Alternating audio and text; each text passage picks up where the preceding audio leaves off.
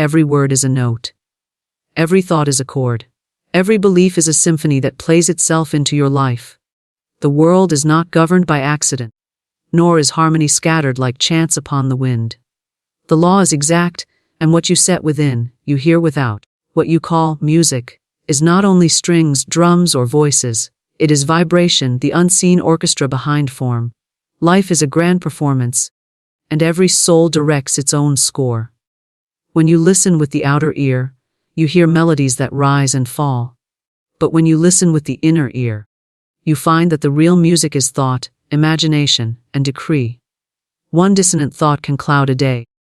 One radiant thought can shift the entire atmosphere of a home.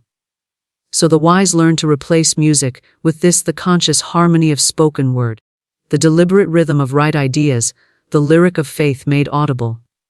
If the body is weary, it is because the song it follows is discordant. If the path seems blocked, it is because the notes being played are sharp with fear or flat with doubt. Yet the score can be changed at once. A new tune begins the instant a new word is spoken in truth.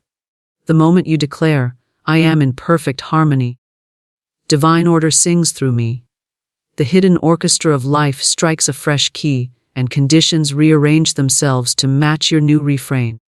What many call struggle is only a mistaken composition, a piece written in minor keys of resentment, worry, or self-condemnation. But no soul is bound to such music.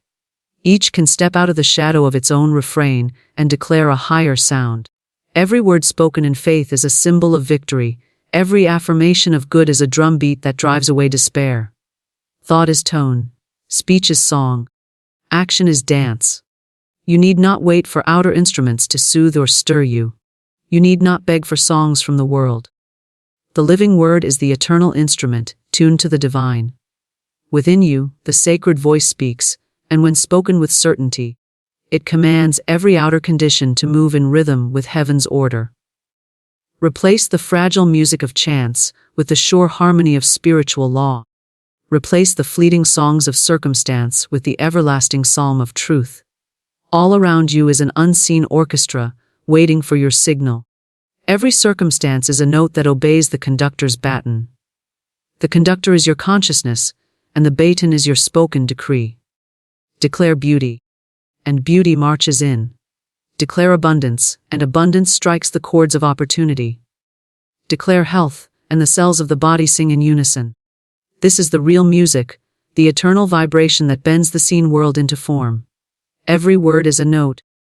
Every thought a sound that reverberates through the unseen ethers.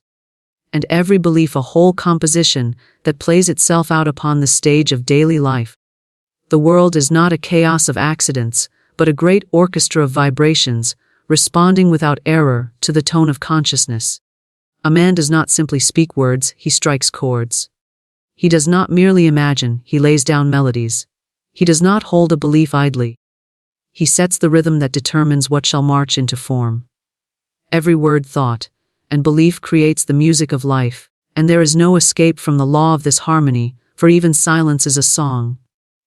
Silence, too, vibrates with faith or fear, and what one holds in secret resounds just as loudly in the world as what one proclaims aloud.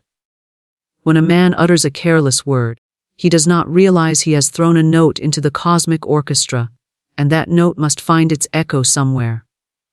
Words of discouragement are minor keys. Words of hope are bright chords that lift the atmosphere. Thoughts of failure are tones that jar against the higher harmony. Thoughts of victory rise as trumpets, clear and bold, calling success into manifestation.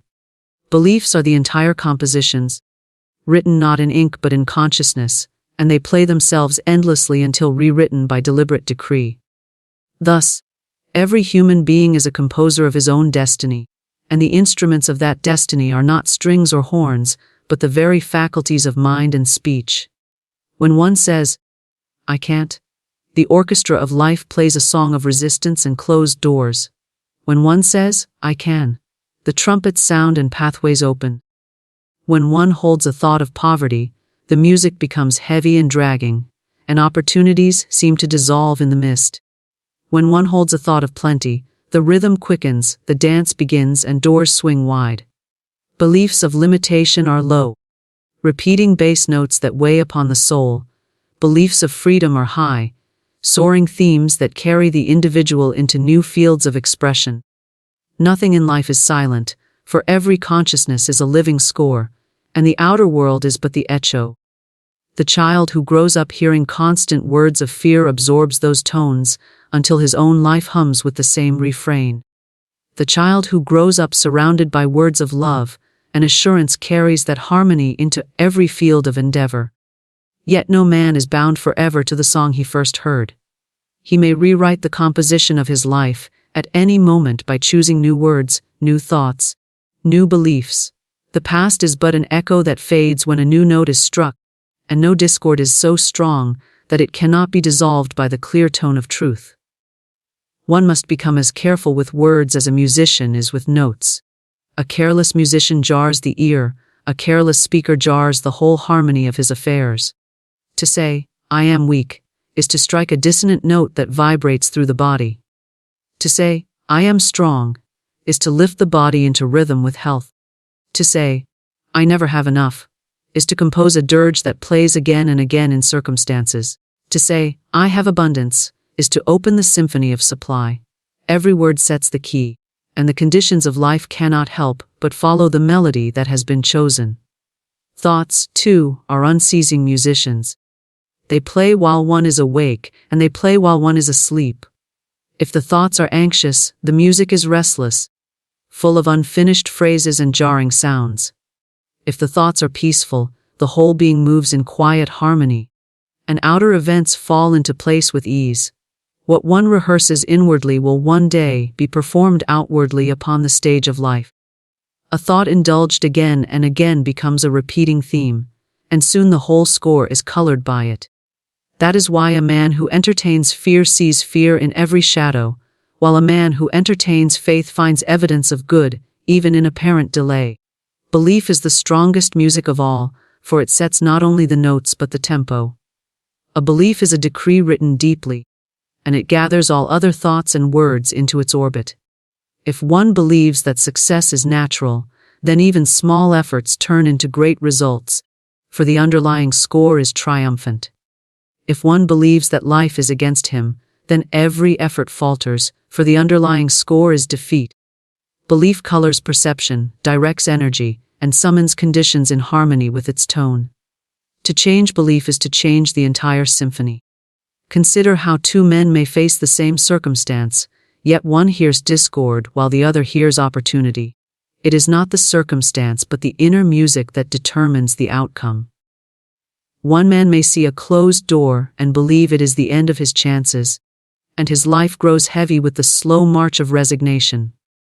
Another may see the same door and declare, "There must be another way," and his faith writes a new theme, bright and urgent, that leads him to unexpected openings. The circumstance is only an echo, the real sound is within. Every spoken blessing plants a pure note in the great score. Every thought of gratitude enriches the harmony. Every belief in goodness and order raises the key. Life itself cannot resist the command of consistent vibration, for law responds without question. The universe does not ask whether the word spoken was meant or not. It takes it as music, and it plays. That is why one must guard words as treasures, shape thoughts as carefully as sculpture, and select beliefs as a conductor selects the themes of his greatest work. Even the simplest affirmation, when spoken with faith, strikes a clear tone that resounds far beyond the moment. "I am safe," becomes a shield. "I am provided for," becomes an open gate. "I am guided," becomes a steady compass. These are not idle phrases but notes of power, and when repeated, they become themes strong enough to turn the entire orchestra of life into a song of victory. Inner harmony is not something that drifts into a person's life by accident. It is the deliberate arrangement of speech, thought, and idea. Every uttered word is like a brushstroke across the canvas of experience, every conscious phrase a stroke that colors the unseen atmosphere. There are those who go through life believing that words are mere sounds, that speech vanishes the moment it is spoken. Yet in truth, the word is alive, clothed with energy, and it lingers long after it leaves the lips, building structures in the invisible, shaping conditions, and calling forth outcomes.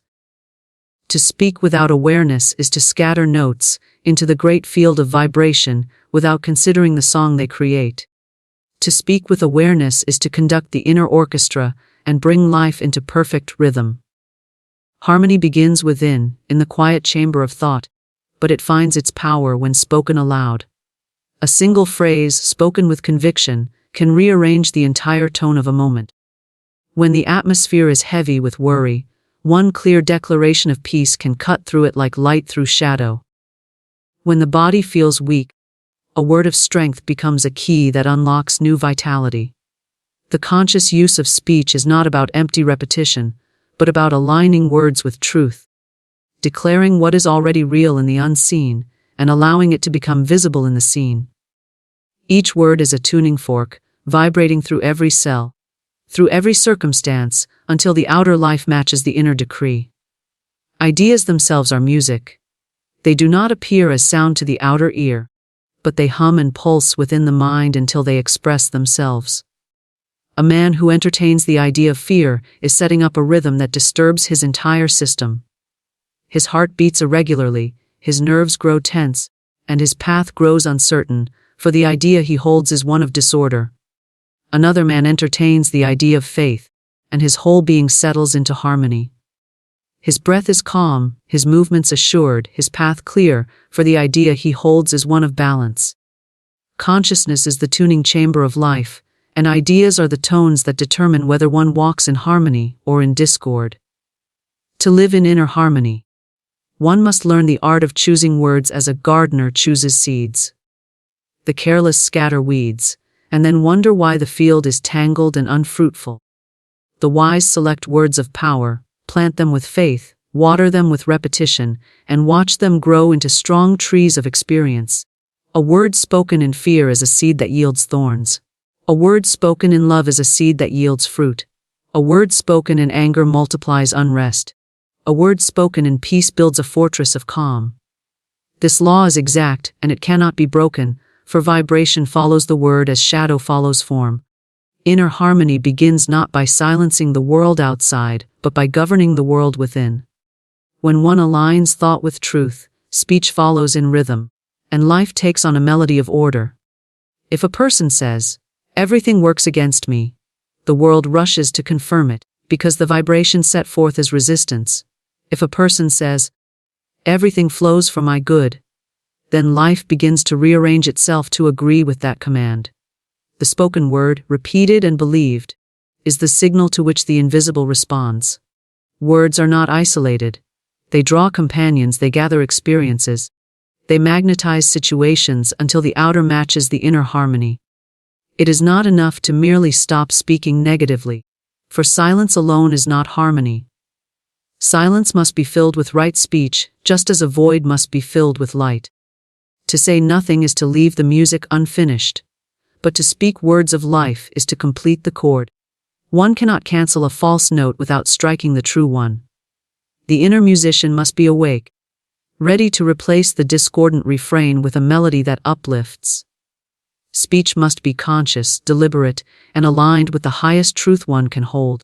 In this way, the word ceases to be casual and becomes sacred, a tool of transformation. The body responds immediately to the conscious use of words. A man who tells himself daily that he is weary soon finds that weariness is written into his flesh. Another who affirms that he is strong and vital begins to feel life rushing through his veins. The cells themselves answer to the decree. Nerves are calmed by words of peace. Organs are quickened by words of health. Muscles are strengthened by words of power. This is not imagination alone but vibration taking form, for the body is but the outer instrument that echoes the inner sound. Circumstances, too, fall in line with spoken words. A person who continually complains of lack is unconsciously summoning experiences to match that vibration. He says, "I never have enough," and life replies, "As you say." Another declares, "I have abundance," and doors open, resources flow. Opportunities appear, for the outer must mirror the inner decree. Conscious speech is not wishful thinking, but the steady striking of the right note, until all else must tune itself accordingly. Just as an orchestra tunes to the clear tone of the violin, so the universe tunes to the clear tone of a spoken truth. The practice of conscious speech and right ideas is not occasional but continual. One cannot declare harmony once and expect it to hold forever, just as a musician cannot play a note once and expect it to sustain endlessly. The word must be repeated, the idea reinforced, the decree renewed. Every day is a new composition, every moment an opportunity to strike a new chord. By filling the atmosphere with right words, by filling the mind with right ideas, one keeps the music of life steady, bright, and true. The measure of a person's harmony can be found in his words. Listen to his speech and you will know his inner state. Harsh words reveal inner discord, while gentle words reveal balance. Complaining words reveal a belief in lack, while grateful words reveal a belief in abundance. To change speech is to change life. For the word is the messenger of the thought, and the thought is the messenger of the belief. In this chain lies the whole secret govern belief. Refine thought, choose words consciously, and the outer life cannot help but fall into harmony. Discord in life is never a punishment or an accident. It is only a mistaken composition, a song played in the wrong key, a melody written with notes of fear, worry, or resentment. Every difficulty is a vibration that has gone out of tune with truth, every struggle a phrase written in the language of doubt. Just as an orchestra can falter when one instrument is not in harmony, so the whole of a person's experience can seem discordant when the inner music is not aligned with divine order. Yet the beauty of the law is that no discord is final, for every melody can be corrected, every refrain rewritten, every false note dissolved by the sound of truth. Life does not demand perfection without providing the power to recompose. It only mirrors back the music that has been set in motion by the consciousness behind it. A mistaken composition begins in the unseen. A thought of fear is a wrong note struck silently, and it lingers until it draws other notes into its orbit. Soon, that fear becomes a belief, and the belief shapes words, and the words summon experiences that echo back the fear. The man then wonders why the world resists him, not knowing that it is only repeating the song he himself began. Another man may carry a thought of resentment, and it colors all his dealings with others. He may speak politely, but the underlying tone is sharp, and life echoes it back with sharp encounters. Discord is never imposed from outside, it is composed from within, whether knowingly or unknowingly. Correcting discord does not require struggle, only recognition and redirection. A musician who hears a false note does not destroy the instrument, he simply adjusts the string, presses the right key, and plays again. So too must the individual recognize the false notes of complaint, worry, or limitation, and replace them with the true tones of faith, peace, and abundance. When the inner score is rewritten, the outer world cannot resist following suit. It is impossible for a man to declare harmony within himself without seeing harmony reflected around him, for the law is exact, and vibration calls to vibration. Many imagine that they are trapped in long-standing discord, bound by mistakes of the past. Yet the past is but an echo that can be silenced the moment a new melody is struck. A man who has lived years in fear can, with one firm declaration of courage, begin the composition of a new life. A woman who has rehearsed poverty in thought and word can, by affirming abundance with conviction, set into motion a new symphony of provision. It matters not how long the wrong song has been played. The instant the right note is struck, the whole atmosphere shifts, and new conditions gather in obedience to it. Discord is also born of divided thinking, of trying to play two songs at once. A man may say, "I believe in success," while secretly holding the refrain, "I will probably fail." These two melodies clash, and the result is confusion in his affairs.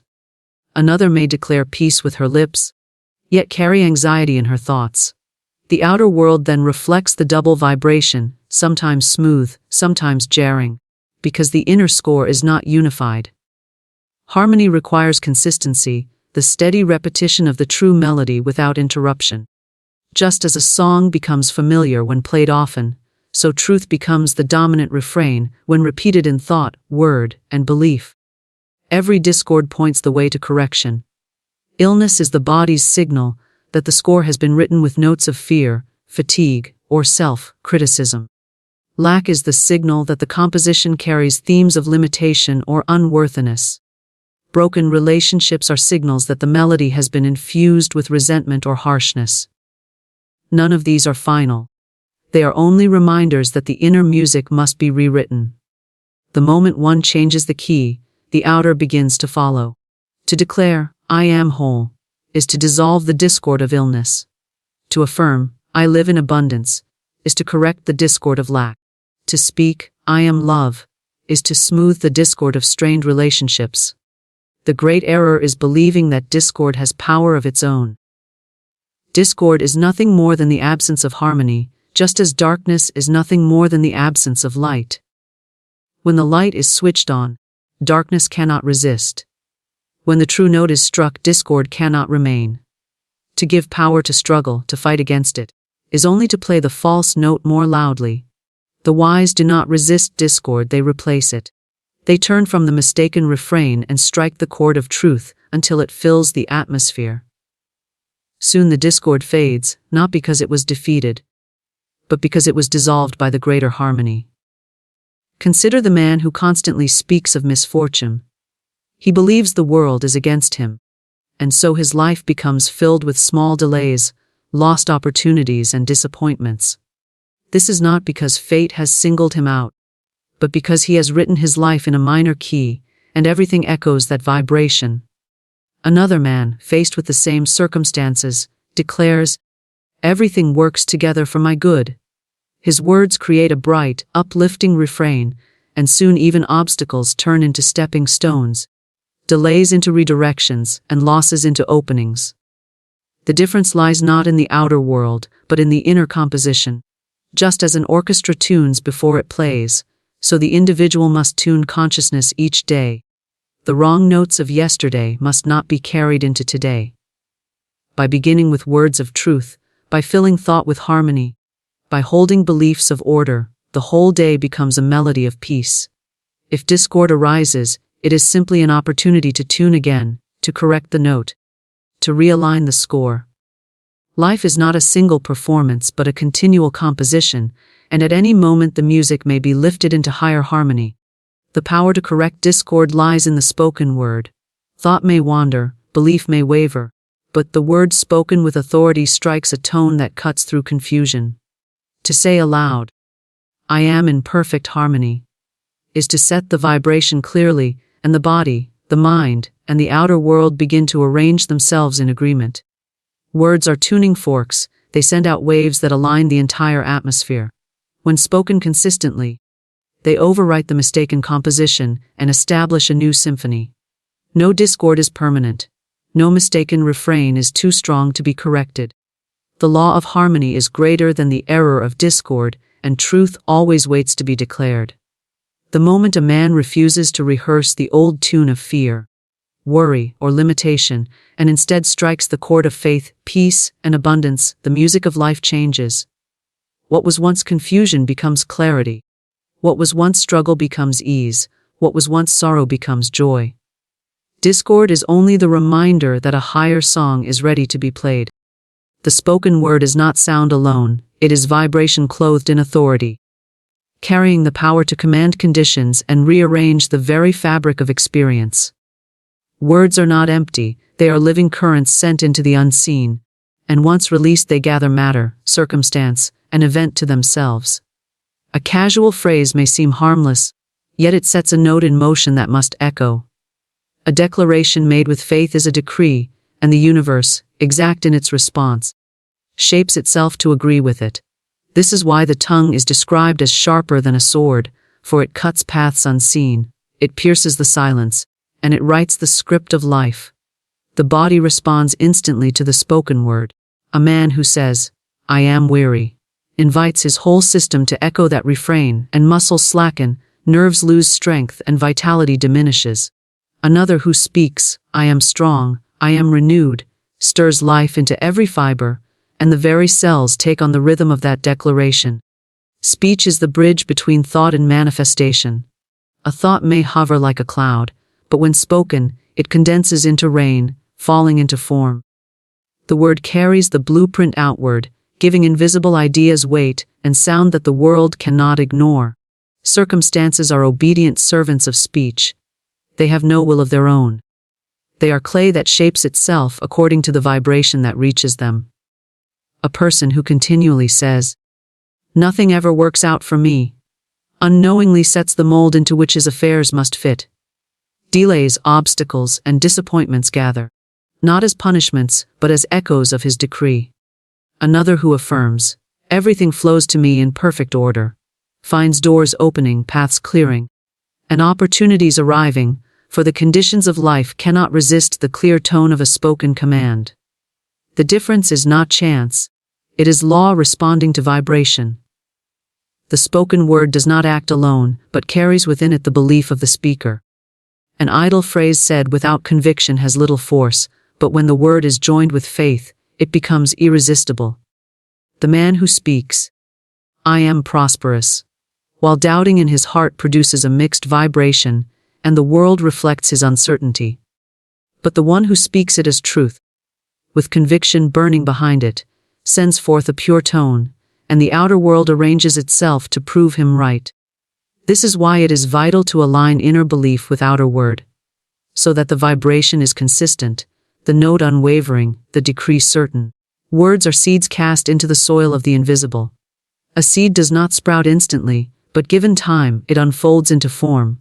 A careless speaker, impatient with delay, may declare truth one moment and cancel it with contradiction the next. He affirms abundance in the morning, complains of lack in the afternoon, and wonders why his life is a mixture of both. The wise understand that each word is a seed, and they tend it with consistency, watering it with faith until it bears fruit. They do not dig up the soil to see if it is growing. They trust the process and continue to plant words of truth. There is no neutral speech. Every phrase carries weight, every utterance sets vibration. To say, "I am afraid," is to give fear authority. To say, "I am safe," is to clothe protection with sound. To say, "I am always unlucky," is to decree misfortune. To say, "I walk in divine order," is to summon perfect timing. Words spoken in jest, in anger, or in despair are still words, and they take root unless uprooted by conscious reversal. This is why the discipline of the tongue is one of the greatest arts, to refuse to give voice to fear, to silence complaint.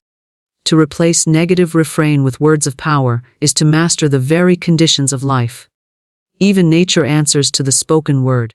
A garden flourishes when blessed, water calms when commanded, storms shift when spoken to. These are not miracles but demonstrations of law, for all matter is vibration, and vibration answers to tone. A phrase spoken in authority can calm a room of conflict, just as surely as it can stir life into a weary heart. Words spoken in love to another are not lost, they linger in the atmosphere, healing, uplifting, and strengthening long after they are heard. The unseen forces that govern life are sensitive to sound. Angels, opportunities, invisible helpers are drawn to the melody of faith-filled words. Complaints and curses repel assistance, while blessings and affirmations invite it. The word is like a key that unlocks doors in the unseen. It summons allies, attracts solutions, and aligns events with the decree. When one says, "I am guided," invisible pathways open. When one declares, "I am supplied," resources appear in unexpected forms. The command is not to beg but to speak with certainty, for the universe does not argue with conviction, it obeys. Children raised on words of encouragement grow into lives of confidence, carrying the echo of affirmation in their hearts. Those who are surrounded by harsh or fearful speech grow into the melody of those words, until they learn to speak differently for themselves. This is proof that the spoken word plants seeds in every listener as well as in the speaker. It is power multiplied, shaping not only the one who utters it, but all who receive its vibration. One person declaring truth can lift the atmosphere of a whole household, just as one constant complainer can bring gloom into any gathering. The authority of the spoken word is magnified by repetition. A single declaration may set vibration, but repeated daily, it becomes a drumbeat that nothing can resist. Just as a river cuts through stone by steady flow, so repeated affirmations carve new channels in consciousness until the outer world is compelled to follow. Consistency is the strength of speech. It trains the mind, it engraves the belief, it sends the same tone again and again until harmony is established. The speaker who persists in affirming truth cannot fail to see it manifest, for the law does not tire, it simply reflects what is given it. There is also rhythm in the spoken word. The tone of voice, the speed of delivery, the emotion behind it, all are part of the vibration. A harsh word jars more deeply than a calm one, just as a gentle blessing carries further than a hurried remark.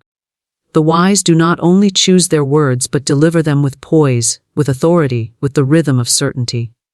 In doing so, they become conductors of harmony, setting the atmosphere wherever they go. The word is more than expression, it is command. It does not merely describe life, it shapes it. When one says, "This is too hard," the weight of hardness is laid upon the path.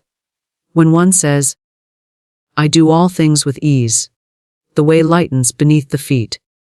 The difference lies not in the challenge but in the decree. Speech does not reflect reality, it creates it. This is why the one who speaks life, peace, and victory continually finds them multiplying, while the one who speaks defeat and despair finds them growing stronger. Every tradition that has endured holds the spoken word as sacred, whether as prayer, chant, mantra, or decree. This is because the ancients knew that sound carries power, that words are not symbols alone but forces. To speak is to shape energy, to declare is to mold substance, to affirm is to command. The authority of the spoken word is woven into the law of vibration itself, and once understood, it becomes the greatest instrument of harmony a person can wield. Consciousness is the conductor of life, and the unseen orchestra of circumstances waits silently for its direction. Every event, every encounter, every condition in the outer world is like an instrument, poised and ready, responding to the subtle signals given by the inner mind. Some conduct unconsciously, waving their baton with random gestures of fear, worry or doubt, and the orchestra answers with confusion, discord, and unfinished melodies. Others, awake to the truth, lift the baton with certainty, guiding every section into harmony, commanding each instrument to play its part in perfect order. The law is exact, and the music played in the mind becomes the music heard in experience. When the conductor raises the baton with a clear intention, the players do not hesitate. The violins lift their bows, the horns prepare their breath, the drums stand ready to strike. Consciousness works the same way. A single thought of confidence summons opportunities, aligning them with precision. A declaration of peace quiets conflicts, both within and without. An affirmation of abundance calls forth resources, not from one direction alone but from many, as if the whole orchestra of life has been waiting for its cue. The unseen responds to the signal, because consciousness has spoken, and vibration has set the tempo. Every man and woman is conducting at every moment, whether knowingly or unknowingly. To drift in thought is to give half-formed gestures to the orchestra, and the result is uneven music. To dwell on fear is to emphasize the minor key, and life plays a melody of disappointment and delay. To fix the mind on resentment is to command the brass to blare out harsh tones, and the atmosphere fills with strife. Yet when consciousness aligns with truth, when the baton is lifted in the rhythm of faith, every instrument joins in harmony. The strings sing with beauty, the horns lift with courage, the drums beat with victory, and the entire score resounds with balance. Circumstances are not rulers but servants. They do not choose their own notes. They only echo the pattern given to them. The man who believes he is unlucky is conducting his orchestra to play a tune of loss. The woman who believes she is destined for struggle is waving her baton toward a song of hardship. They wonder why life brings them such melodies, not realizing they themselves are giving the signals. Consciousness does not ask whether the notes chosen are pleasant or painful, it merely directs, and the instruments obey. This is why awareness is the beginning of mastery, for one must know that he is conducting before he can change the song. A conductor does not blame the orchestra when the music falters. He adjusts his gestures, sharpens his focus, and brings the players back into line. In the same way, the individual must not curse circumstances when they seem discordant. Outer conditions are only musicians following the signal given. To shift the music, one must shift consciousness. The moment the inner direction changes, the outer instruments begin to realign. Some follow quickly, like the nimble violins, others take longer, like the deep drums, but all eventually obey. Patience and persistence keep the baton steady until every section plays in the new harmony. Belief sets the tempo of the orchestra. A fast tempo, born of faith and expectation, moves life swiftly toward opportunity. A slow tempo, dragged by doubt and hesitation, delays results, stretching the music into weariness. The conductor who believes in his orchestra lifts his hands boldly, confident that the players will respond. The individual who believes in the law of harmony commands with certainty, knowing that circumstances must arrange themselves to match the decree. Belief is not a vague hope, it is the steady beat that unifies the entire performance, keeping every instrument in rhythm. Thought provides the melody. A mind filled with noble and uplifting ideas composes a song that elevates the spirit and inspires the whole orchestra. A mind filled with anxious imaginings writes a tune of tension, sharp and discordant. The melody guides the direction of the piece, and life cannot help but follow its rise and fall. When one holds thoughts of success, the melody climbs upward. When one holds thoughts of failure, the melody drops into decline. Consciousness as conductor must choose the melody wisely, for the orchestra of circumstances only echoes what has been written. The spoken word provides the dynamics, the volume, and the emphasis. A conductor may lift his baton gently for a soft passage, or strike it down sharply for a burst of sound. In the same way, speech amplifies the melody of thought, giving it power to resound in the outer world. A quiet belief, when spoken aloud with conviction, grows into a commanding force that moves conditions swiftly. Words are the cues that summon the instruments to play louder, clearer, stronger. Without speech, the music remains faint. With speech, it fills the hall of experience. Every section of the orchestra represents an aspect of life. The strings are the emotions, coloring every moment with warmth or coldness. The brass are opportunities, bold and direct, announcing themselves with clarity. The woodwinds are relationships, weaving in harmony or clashing in discord. The percussion is the body, steady or faltering depending on the rhythm set. Consciousness stands at the center, baton in hand, deciding whether these sections blend into a symphony or collapse into chaos. When directed with mastery, each plays its part in balance, creating a composition of joy, peace, and abundance. A conductor does not demand perfection from the start. He rehearses, corrects, adjusts, and guides the players until the music grows clear. Likewise, the individual must guide his consciousness patiently. A lifetime of careless gestures may have trained the orchestra into playing discord, but with steady practice, the music can be corrected. Every day, every hour, is a rehearsal in which the baton of thought, belief, and word can be lifted again toward harmony. With time, the orchestra learns to follow instantly, and life itself begins to flow like a practiced symphony. The atmosphere of a room changes when the inner conductor is aligned with truth. Just as a skilled maestro can lift an orchestra into brilliance, so a person attuned to harmony can lift an entire environment. Others may not know why they feel at ease in such presence, but they are responding to the invisible music being played. Circumstances, too, are drawn into alignment. Appointments fall into place. Strangers offer assistance, obstacles shift aside. It is not chance but conduction. The silent direction of consciousness shaping the unseen orchestra into visible form. Every pause, every silence, also has meaning. In music, the rests are as vital as the notes, giving balance and rhythm to the piece. In consciousness, the quiet moments between words and thoughts are times of alignment, when the unseen instruments prepare to play the next phrase. To rest in trust, to pause in peace, is to allow the orchestra to breathe and gather strength.